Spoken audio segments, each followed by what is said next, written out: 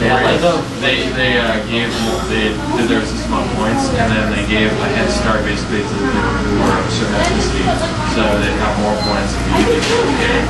Right, they had a point system where you got bonus points for being a minority, basically. Yeah.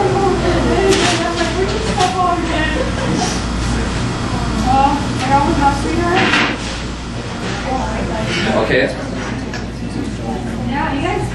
When they give aptitude testing to males and females in adolescence, males tend to do better on what? Math and science. Math and science. So like reasoning. Women do better on what? Verbal reasoning. Good. Okay. What's the difference between gender and sex? Gender is like Sex is like the physical characteristic or is that other one? Sex is biological. Sex is biological. Gender is the definition that we give. Gender Gender's like how you act, it's like what you are. Right. Gender is the meaning that society attaches to the sexes, right? So like long hair, for example. In the United States, long hair is more closely associated with, is it males or females? Females, yeah. That'd be a gender characteristic, right? Now, biologically, can males grow long hair? Yes. Yeah. So that difference is primarily due to gender, right? Okay.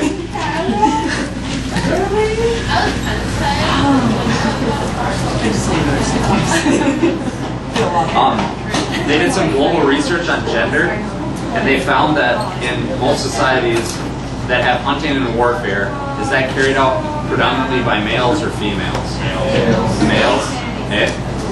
In societies where both spouses work outside the home, do they do housework equally? No. Okay, who does most of the housework? females. Females? Good. Then the other thing that they pointed out was when they looked from society to society in general, was there agreement on what tasks were considered to be male and female? Yes. In general, there was agreement. There were some exceptions.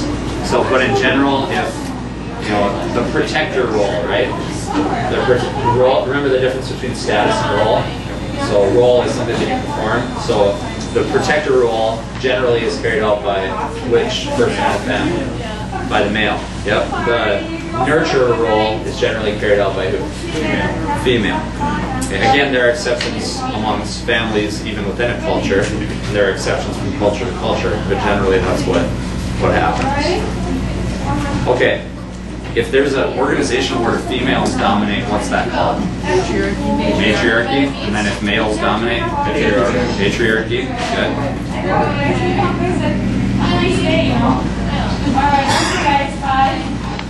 Okay. If it's expected behavior for a certain sex, what is that called? Gender role. Gender role. Yep. What was that? Gender role is expected behavior. A role is behavior, so gender role would be expected behavior for members of a certain sex. Okay. What's the definition for sexual orientation? What? Sexual orientation, what's the definition for that? Isn't it just your preferences? Say it again, I'm sorry. The sexual preferences? Yeah, in terms of what? What you're attracted to, like what or not attracted to. Yeah, so if you're heterosexual, that would be sexual orientation, right? If you're bisexual, sexual orientation, homosexual would be sexual orientation also. Okay? When they observe children when they're playing between boys and girls, what are some differences that they notice in the studies they did? For guys, they're more rough around, and for girls, they like nurture them and to like hold them closer and like be more friendly. But for guys, they're a little bit rougher. Okay, that's when adults are like interacting with kids. I mean, when kids are playing like together by themselves. So, Holly, go ahead. The boys have more emphasis on like rules, and the girls have more emphasis on teamwork. And like teamwork. Yeah. So, and the boys, when they were playing a game, they wanted there to be a winner at the end, right? So, and again, this is the U.S. In general, in the U.S., women were more about just the game itself, like playing.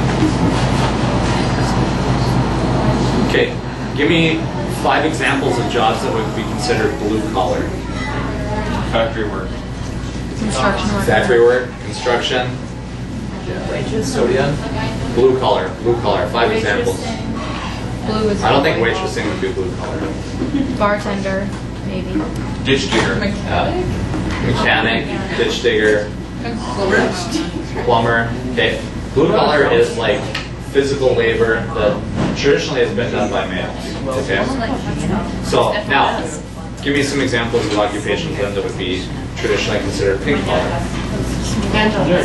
Stripper. Flight Stripper. Nurse. Nurse. Kindergarten teacher.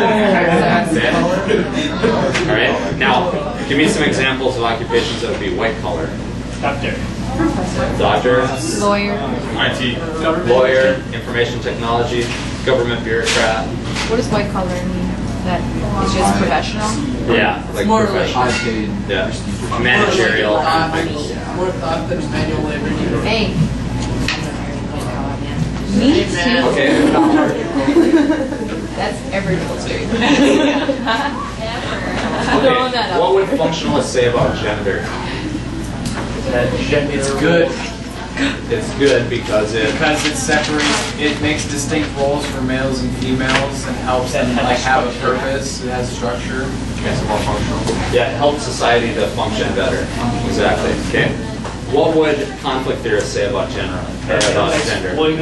Power. It's bad, and they would say it's bad because it's used by males to keep women like in their place or subservient to males. Yep. Okay. Would sexual What would- harassment be like part of conflict theory? Yeah, sexual harassment could fit in all of the theories. They just disagree about what causes it and why it happens, right? So, like, for example, symbolic interactionists might say that harassment really stems from, like, false perceptions. So maybe a guy, his intent is not to harass. Maybe it's just to try to, like, make a move or, like, ask a girl out. But, yeah. Okay, let's do it.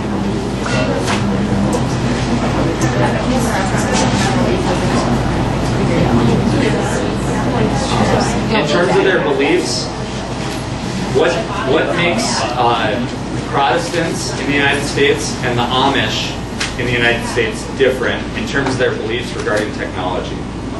No, Amish like not do technology. Amish don't That was like on Bones the other technology, day. right? And Protestants, They like technology. yeah, it really doesn't matter. You know, some Protestant, Amish technically would be considered a Protestant, so I guess I'm speaking Protestant as a whole. But like Oh my god. Lutheran guys will post their sermons online and do blogs and stuff like that, right? And they have lights and electricity and projectors and stuff like that. Okay. What? There was a guy named Rostow that talked about 4 modernization stages. 4 modernization stages. What's the last stage? Post-industrial. Also modern. High mass consumption. Okay. Good. Is this like the very, like one of the first things we Wait, did? who is this guy? Rostow. R-O-S-T-O-W. He talked about 4 modernization stage. What's the last stage? High mass consumption. Yeah. And you can look. Yeah, that's what the U.S. is indefinitely. Yeah. Okay. The wealthiest 20% of the people earn what share of the global income? 85. It's like 80. Top It's what? about 80. 85. So, yeah, Top what? 20%. 20%. And they told like 80% of the wealth. They hold 80% of the wealth. Yeah. Where the lowest percentages actually have a negative net worth, right? Because they own more money than they control and assets. If you had to pick one reason, from a functional perspective, what do they believe is the main reason why high-income persons have more in common with lower income nations? Because Why do they had the technology. The technology. Yep. To a conflict perspective, what's the reason that high income nations earn more than So low? they can use their power to inflict their will upon the lower income nations. Yeah, so even if they have more power now, right, it's just because in the past they exploited those nations. Modernization and dependency theory might be an important thing to look at later too. Right, say that again? What? Modernization and dependency theory. Pretty much what we just stated was We talked about that. That might be something important there. And what? Maybe. Dependency, and these are theories? It might be something that you have to write about later. You think like I'm not even in the class, right? Okay. I feel like I know, I remember these things. If you compare the political culture in like East Asia compared to the United States, what's one of the major differences? Well, communism is one, but what else? Well, I would argue the average person in East Asia works harder than the average person in the United States, yeah. Agreed. So there's more like debate and stuff about like what's right and wrong, and there it's just more debate about what's better for the country Right. instead of like what's like. They're more orientated towards the community, what makes stuff better for everybody. Here we're more orientated towards the individual, right? That's a big difference. What's the difference between absolute and relative poverty?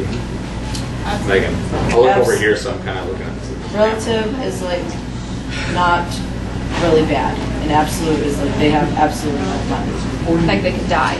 Yeah, Like they're absolute hungry is like all the time. life-threatening. Relative is you have less than other Like people. here in the United States, it's relative. Right, in the United States we have mostly relative poverty. Or like millions of people go through relative poverty like once through a year, like one night or something. Oh yeah, I'm sure. Or absolute I thought even. they had a number. Yeah. They have a number for how many people are homeless on a given night. yeah. Remember? That's about 3 million. Yeah. So,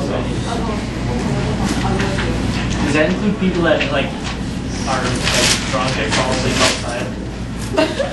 I'm that would pretty include sure. about half the UND hockey team. Yeah. So I was Ouch. It's true. It's true. I actually had a guy that almost lost some appendages because of that. His toes. Matt Friday. Okay. Okay, we're gonna take over. Where's the away? Give me an example. Give me an example of a type of slavery. Debt bondage. Chattel slavery. Debt bondage, chattel, good. So I would look those up. What were those called? Bondage? Slavery. Debt bondage is where like you owe people so much money so you have to work for them. And then another one. Chattel slavery. What's that? You're the one that said it. Yeah, that's the traditional definition of slavery, where you like literally own it. So with debt bondage, like if you're in debt bondage slavery, to me, there's somehow an arrangement where once you work for a certain amount of time, then you gain your freedom. With traditional slavery, chattel slavery, like you just are a slave like forever. Okay. What's the difference between colonialism and neo-colonialism? Ollie? Yeah, so neo-colonialism is like when like corporations take over a country, and then like just regular colonialism is when a country takes over another country. Right. Neo-colonialism is where corporations or like economic organizations take over, and then colonialism is just direct control of one country. Okay. Statistically, what has been the pattern over the last century regarding global inequality? Has it like gotten less? Gap is Has it wide. gotten bigger? It's gotten bigger. Yeah. Okay. Good. What's that? What cat? The global, like, wealth. Global wealth? No, it's inequality. Inequality. I was looking for the word. So well came out. And it's Talked about that. What is the acronym for the dominant group in the traditionally dominant group in U.S. culture? WASP, which stands for what? White Anglo-Saxon Protestant. White Anglo-Saxon Protestant. Yep. White, Obviously, as long as you're